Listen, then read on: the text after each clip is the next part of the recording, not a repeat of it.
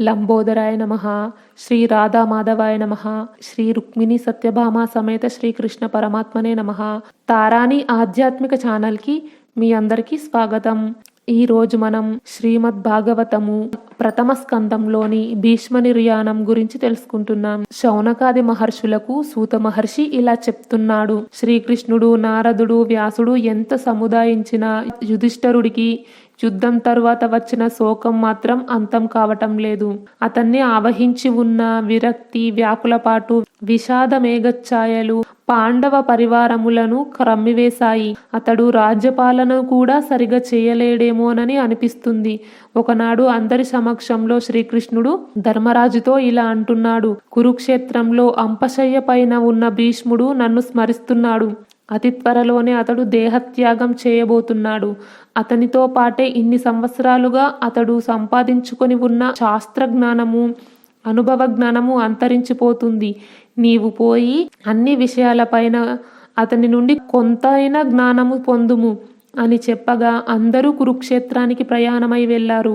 భీష్ముడు కూలిపోయిన దేవతామూర్తి వలె అంపశయ్యపై పడి ఉన్నాడు.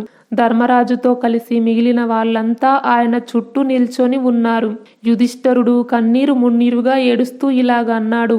పూజ్య పితామహ, ఈ నీ దుస్థితికి, నీ మనమల మరణానికి నా యొక్క రాజ్యకాంక్షయే కారణం కదా. ఈ నా ఘోర పాపానికి నిష్కృతి ఉంటుందా? నీవైనా నన్ను క్షమించగలవా అని బోరున విలపిస్తున్న ధర్మరాజుతో భీష్ముడు ఇలా అంటున్నాడు. ఓ కుంతి కుమారా, నా చావుకు నీవే కారణమని భావన నీలోకి రానీయకు. నిజానికి నాకు బంధ విముక్తి కలిగింది. కురు సామ్రాజ్యాన్ని సుస్థిరంగా నెలకొల్పుతానని నా తల్లి సత్యవతికి ఇచ్చిన మాట నేటికి నెరవేరినందుకు సంతోషిస్తున్నాను. నీవు విచారింప పనిలేదు. రాజుకు ప్రజల శ్రేయస్సు తప్ప వేరే ఆలోచన ఉండకూడదు.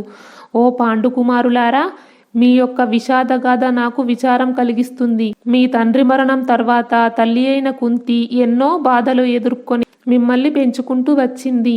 నాయనలారా, మీరు బ్రాహ్మణోత్తములను, ధర్మాన్ని, శ్రీహరిని ఆశ్రయించి జీవిస్తూ వచ్చారు. అయినా కూడా మీరు ఆపద పరంపరలనే ఎదుర్కోవలసి వచ్చింది. ఇటువంటి విధి వైపరీత్యం ఎక్కడైనా ఉంటుందా? సాక్షాత్తు ధర్మనందనుడే రాజై ఉండగా అతని అండతో గాంధీవధారి అయిన అర్జునుడు, ఉగ్రగదాధారి అయిన భీముడు, సర్వ సంరక్షకుడైన చక్రధారి శ్రీకృష్ణుడు ఉండగా ఇన్ని ఆపదలకు లోను కావటం విచిత్రంగా లేదా?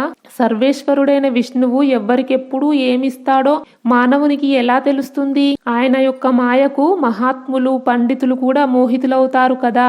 ఒక్క శ్రీకృష్ణుడికే అంతా తెలుసు. అతడు సాక్షాత్తు శ్రీమన్నారాయణుడు కదా.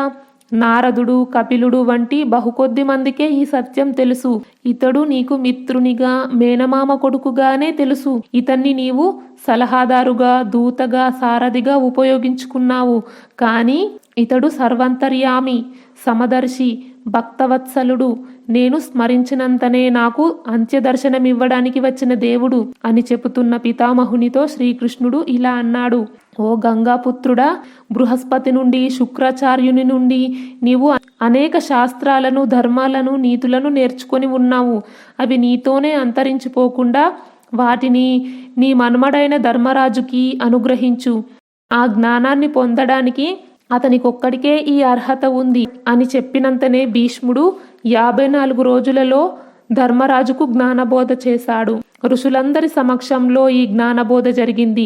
ధర్మరాజు రాజధర్మములు, మోక్షధర్మములు మొదలైన సకల ధర్మములు నేర్చుకున్నాడు. ఉత్తరాయణ కాల ప్రవేశంతో స్వచ్ఛంద మరణ శక్తి గల భీష్ముడు తన ఎదుటనే శ్రీకృష్ణ రూపంలో నిలిచి ఉన్న పరమేశ్వరుణ్ణి తన చిత్తములో ధారణ చెయ్యగానే అతని శారీరక బాధలు, మనోమాలిన్యములు, పాపచింతనములు మాయమయ్యాయి.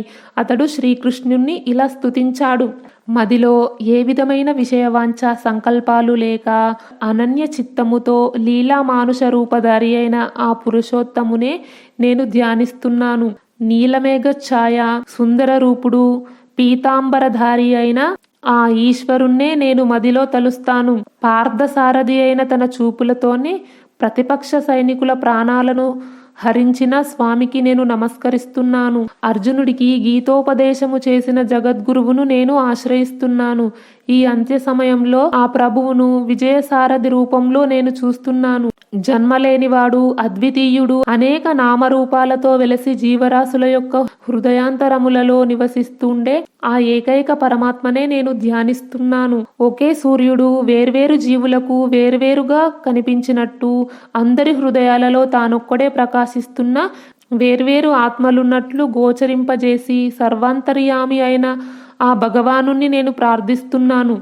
ఇట్లా శ్రీకృష్ణుని అందే చూపును చిత్తమును నిలిపి ప్రశాంతంగా ప్రాణాలు విడిచాడు భీష్ముడు. దేవతలు దేవదుందుబులను మ్రోగించారు. ఆయనపై పుష్ప వృష్టిని కురిపించారు. ఋషులు ప్రశంసించి స్వస్తి వచనాలు పలికారు. ధర్మజుడు ఉత్తర క్రియలు జరిపించాడు. అతడు వాసుదేవుని ఆశీస్సులతో రాజ్యభారాన్ని చేపట్టి ధర్మయుతంగా పాలించసాగాడు అని సూతుడు శౌనకాది మునులకు చెప్పాడు. ఈ వీడియో గురించి మీ అభిప్రాయాన్ని కామెంట్ బాక్స్లో తెలియజేయండి.